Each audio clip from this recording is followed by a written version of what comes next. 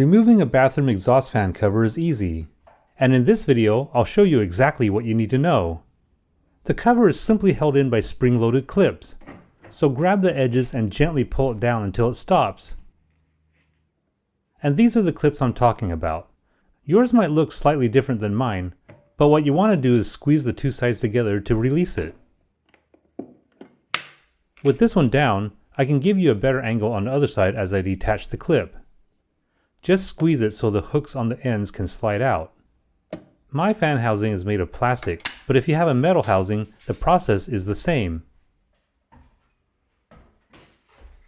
Now I can either rinse or vacuum all the dust from the cover. And now is a good time to clean the fan blades too. Reinstalling the fan cover is easy. Just squeeze the clips and insert the ends back into the slots in the fan box. The tension from the clips will pull the cover up and hold it flush with the ceiling. I hope you can see that removing a bathroom exhaust fan cover is really easy to do.